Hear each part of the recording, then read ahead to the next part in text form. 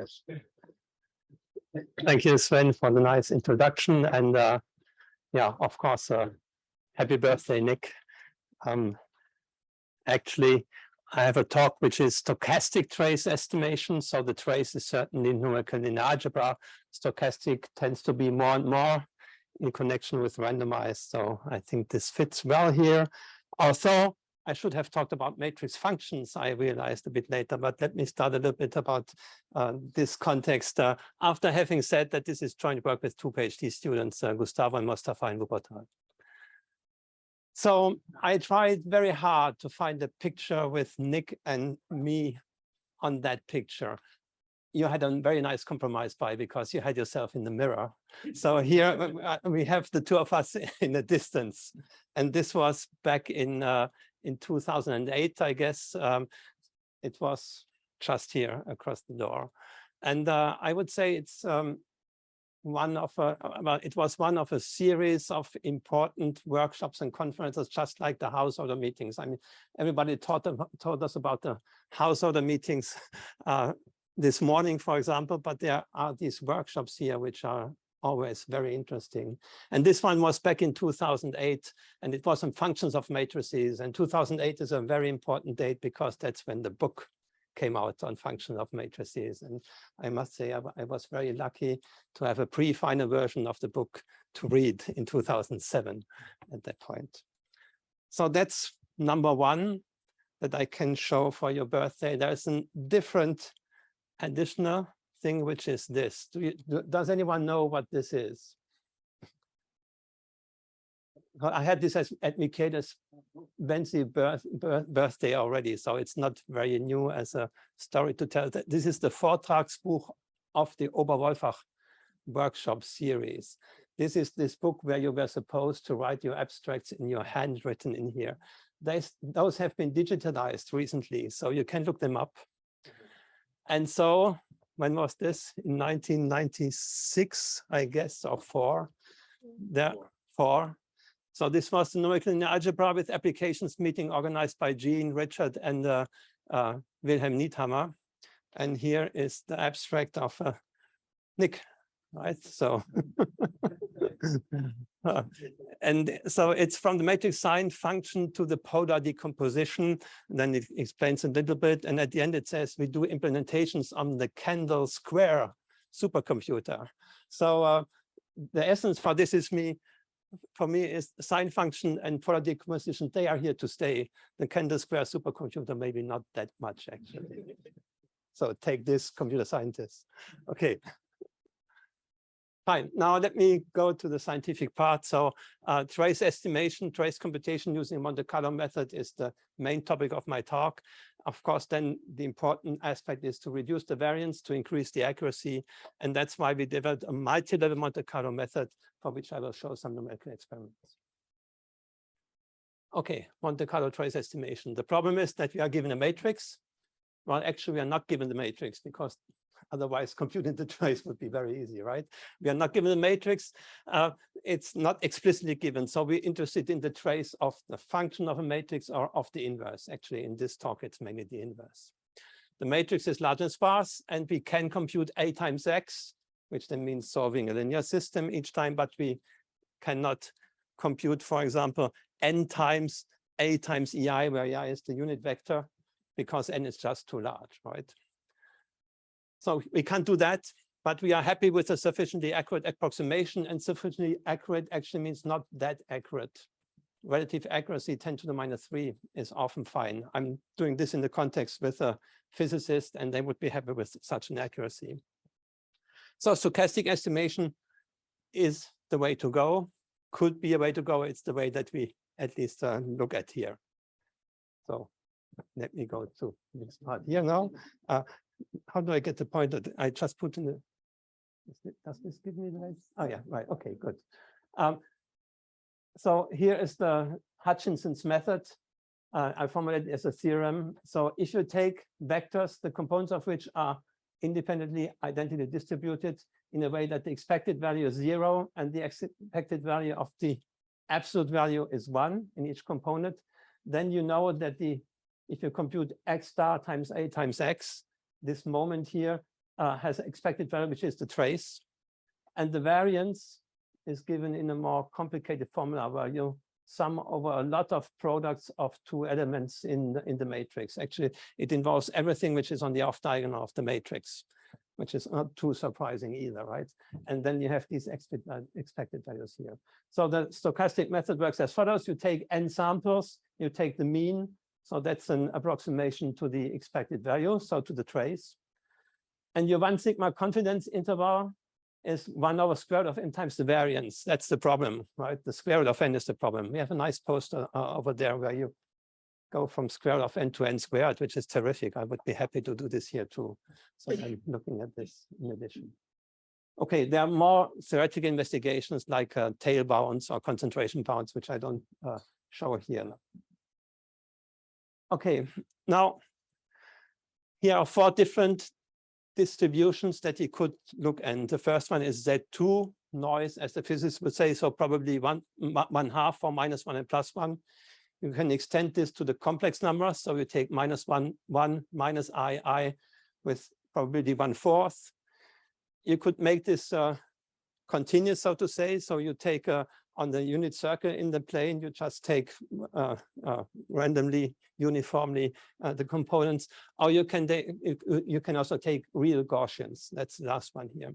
And there's an interesting theorem, I think, because this is actually not that present in the literature. It says the following: the variance is, in the case of 1 or 4, which are the 2 where you don't use complex numbers, it's 1/2 of the off-diagonal norm of A plus A transpose, the Frobenius norm of that. So think of it a little bit. If the matrix is Q symmetric, for example, then A plus A transpose is 0. And your estimate is exact, by the way, you know the result, right? I mean, that's no point of doing this, but just to understand it, of course. Now, in the other situation where the A is symmetric, real and symmetric, then you get here 1/2 of 2 times A, which is 2 times this norm, right? Whereas if you take the complex ones here, it's just the off diagonal of A without a factor here. So if you are willing to invest complex numbers in the distribution of your vector components, you're reducing the variance by a factor of 2. Now that's not that great, and you have complex arithmetic kind of, so maybe that's not that good. But if you have complex matrices anyway, then it's probably better to take one of these 2. Okay. So here, just recall that the accuracy goes with 1 over the square root of n of the variance, which is here. And here are the different methods that are around kind of now, which will reduce the variance of this Hutchinson's method. The first one is Hutch++. Those who attended the electronic linear algebra seminar might remember memorable discussions about this method, because this is this were computer scientists who discovered and analyzed this. And it can, so what you do is the following: you add additional sample vectors, which are A times the X. So not just, so A times, again, random X's here. And if you do this right, and if the singular value or the eigenvalue distribution of your matrix that you are estimating the trace of is kind of right, you can improve the square root of n dependence. That's the result, at least asymptotically. A lot of discussion about this. The second possibility is deflation. That's maybe more what we in the numerical analysis committee would think of. So what you do, you don't estimate the trace of A, but A minus C, and you're subtracting a C that you know the trace of, first of all, and that you know that it decreases the variance.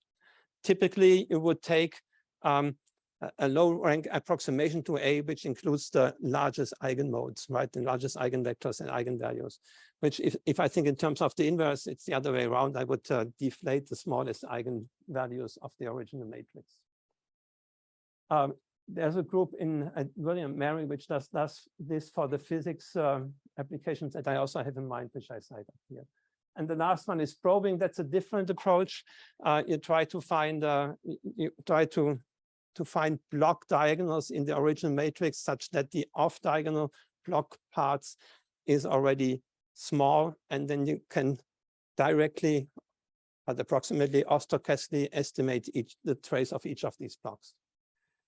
Now, what I I want to present here now is a kind of deflation, except that it's better than deflation. It's better for two terms, for two reasons. It deflates a lot of vectors, really a lot, O of n vectors, but it does so only inaccurately. But this is what helps you as we find vector. Okay. So this is the multi-level approach. So when do I have to stop actually? Just to look. Yeah, 5-2 you should stop. No, well, give time for questions as well. 10-2. Okay, great. Okay, thank you. Yeah, good. Okay. So what is the multi-level approach? There's a general multi-level approach to stochastic or to estimate stochastic quantities. So if F is the quantity that we want to compute, say the trace, what you do is that you decompose this quantity into a sum of other quantities that you will again estimate stochastically. So you estimate each term independently, and of course the expected value of the F is then the sum of, well, the means that your estimates for each of these parts in here. So this is now one stochastic estimate that you do for the variable GL that you have here, and then that's the mean that you do. Why can this be a good idea? Well, the idea is that there is different cost associated with a stochastic estimate for each of the GL. So typically when the GL is for the small numbers in here, the GL would be, say, for example, a big matrix, and inverting this for the trace estimation of the inverse would be a lot of work. And if you go to the larger levels here, this would be a small matrix, so the cost is low.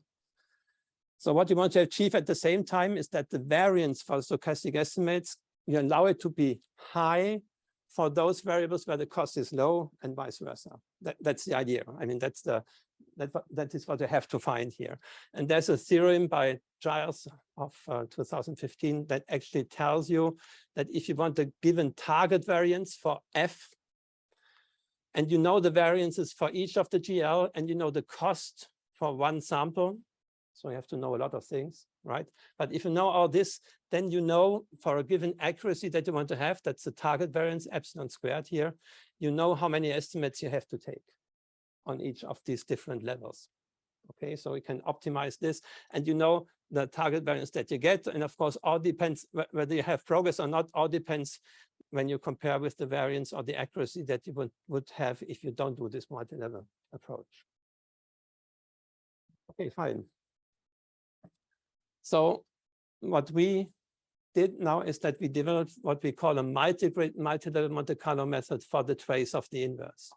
So the main ingredient is, well, you need a solver for the matrix B anyways, right? Because you have in the Hutchinson method already, you have to compute B inverse times X for a certain number of stochastic vectors. And now we assume that we have a multi-grid method to compute B inverse times X. So just to very shortly summarize the multi-grid method. So you have different levels going from 0 to L. You have prolongations and restrictions between the levels. That's PL and RL. You have the operator on the level L, which I call BL. It's a smaller matrix. So the dimension of that matrix now is NL. It's smaller. Typically, you take Petrov-Galerkin, which is that the BL is just the BL plus 1 is the projection of the BL using the prolongation and restriction that you have anyways. Okay, actually what we now need is the accumulative prolongation restrictions. So we multiply here all the prolongations and here all the restrictions, which means that, for example, the BL here, you can write it as a, actually as an R hat times the original B, the B0 times the B hat. So the accumulated prolongation restriction takes you from the original level to the current level in the multi-grid, not just from the previous to the next. Okay, and now here's the decomposition that we use for the trace, right? So we are interested in X star B inverse times X. That's the quantity that we compute for our stochastic estimate. And we decompose this into differences of the operator at various levels. We again take the inverses and we take the right restrictions and prolongations so that these are always matrices of the size of the original size. And taking these differences here, right? So the very first part here, where we have L equal to 0, it's actually the B inverse from here. Then that's a telescopic sum in total, so everything cancels if you do in addition this part in here. And now the idea is that this difference here has a small variance. Why should this be so? That's because a multi-grid method approximates small eigenmodes and small eigenvectors very well. So this difference here should only contain a very smallish part. It's again the B inverses here. So the ones that belong to small eigenvalues of B, which is the large ones for B inverse, they should mainly cancel. And this reduces the variance. And ideally, so all the costly, the high variance would be shifted to the last part, which is here, which is a very, well, if you do it right, it's a small matrix. And since it's a small matrix, you even can do this non-stochastically there. Okay, so that's the approach. Now there's an issue about how now I have this telescopic sum and I have to know what is the right accuracy that I want to take on each of the the target variance on each of these level differences, right? In principle, if my target variance is tau, then I could take tau divided by square root of L. You know, the variances add quadratically. So if I have a target variance of tau and I have L levels, then this is what I have to require on each level difference, which means that I have to be more accurate than on the total. So this gives some more estimates.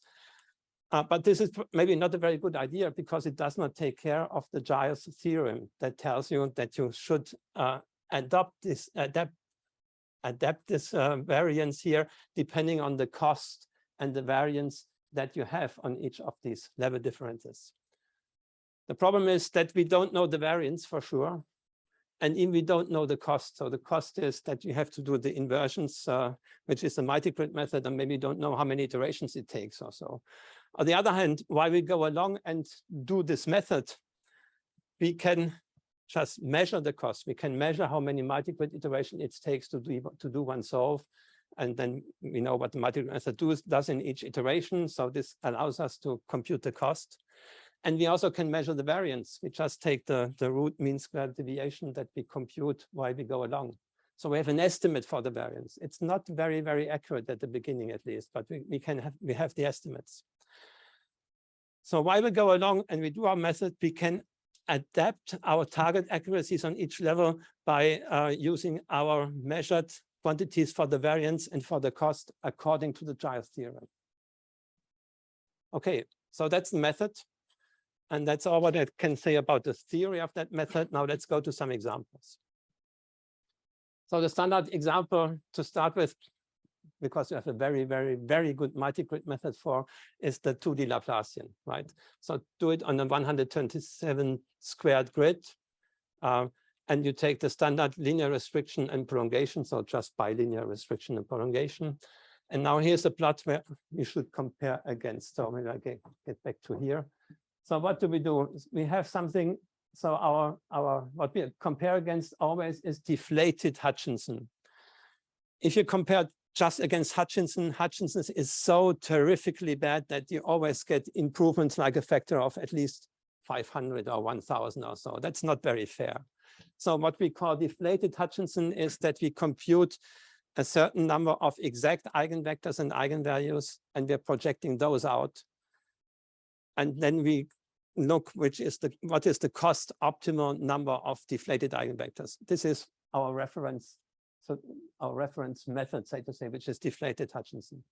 And actually, if you look at the deflated Hutchinson here, what you see is that the method, okay, the number of deflated eigenvalues, when you go up to 50 or a bit more, you decrease the cost of the method. So this is this is actually the time, but later the time goes up quite a lot. And that's just because the eigenvector computation is so expensive. Okay, so this is the blue part, is what you spend in time in MATLAB Eig, or IGS, right? The flat line that you have here, which is in what is it, magenta color, that's when you do the multi-level method. So there's no dependence on the number of deflated eigenpairs because there's no deflation at all. This is the multi-level method that you have down here, and what you should compare against. And you see, so then here that what you gain is another factor of what. I don't know, this is around 10, say, in the optimal case.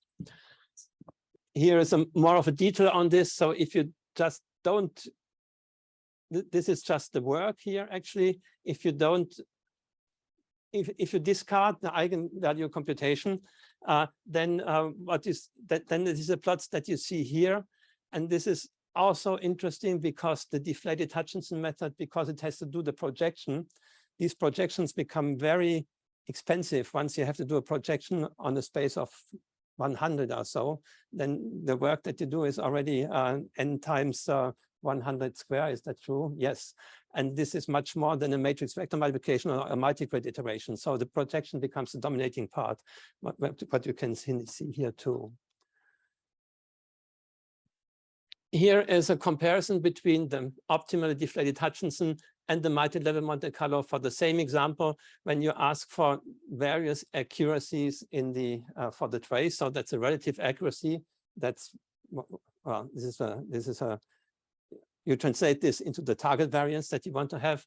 So it doesn't go very far, it goes just to 10 to the minus 4. But what you kind of see is, except for the very beginning, where there are some artifacts, so you get a constant factor that you gain between the two methods. And that's a typical thing. So this means you gain a constant factor. The constant factor is large, something between 10 and 50 or so, but you don't get rid of the square root of n dependence. You don't. Okay. Here's another plot, still for the same example, which is meant to show that you indeed move the variance to the smaller systems. So it gives you the number of estimates that you do on each of the levels. So let's take this one, which is the largest matrix, which has, so it's on a 511 squared grid. And what you see is that the number of estimates that you need on the first level is only 10. Right now, the next level, the matrix is only 255 squared. You need, I don't know, 50 or so. And on the last level, which is level number 5, but there the matrix is only, no, I can compute this, probably 16 squared only. You need a lot. Well, that's exactly what is okay, right? Because that's the cheap part. That's where you can afford a high variance. That's why the method works. And here's a comparison between the optimal method, so the Giles optimization that we did, and the way where you just do it uniformly, target variance divided by square root of the number of levels. There's not a big difference between the two. Now let me go to two additional examples. The second one is the gauge Laplace example. This is like the 2D Laplace, but now you have coupling coefficients which are complex, and they have a random phase. That's a physical model that that one can play around with, say. Now to build a multigrid hierarchy, that's a bit more difficult, but you can do algebraic multigrid, which is aggregation based. That's a method that we do. And you see kind of a similar thing. So if you make this a large problem, and you look again, for example, how many estimates do you need for a large problem on the different levels? You see again that on the large levels, you only, those where the matrix is large, you only need very few, and towards the end, you need much more. So same thing. And you see that optimizing now gives you a I don't know, 20% gain. So this is logarithmic plots. It gives you a 20% gain also. Last example, that's the Wilson-Dirac-Schwinger model. So you know that I'm doing a lot in QCD. So the target at the end will be 4-dimensional QCD, but that's the 2-dimensional corresponding model. And so it's the Schwinger matrix has 2 variables per grid point. We took about 128 squared grid. And now there's a mass parameter in there, which allows you to kind of change the condition of the matrix. It's just something that goes onto the diagonal.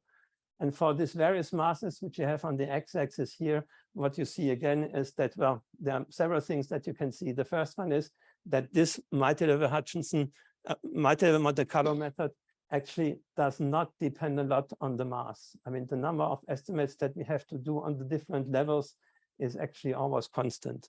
Whereas the optimal deflated Hutchinson increases quite a bit when you make the condition worse and worse. So that's one of the properties of a good multigrid method, actually. And here you see it in the same plot again, but it compares the red and the blue is again the optimized, Giles optimized target variances against the uniform simple ones, which is the red ones here. Okay, here we go, conclusions. So multi-level Monte Carlo works well if you can move large variance to cheap variables. That's the idea. We showed that this works for the trace of the inverse if we have a good multigrid method. And we can, in a sense, view multi-level Monte Carlo in this form as a recursive approximate deflation process. And you're deflating half of all the eigenvalues, so to say, when you, or 1/4 when you go from one level to the next, but you do this only approximately. And in principle, and that's what we're working on currently, is you can combine this with probing and with the H++ idea to further improve the method. Thank you.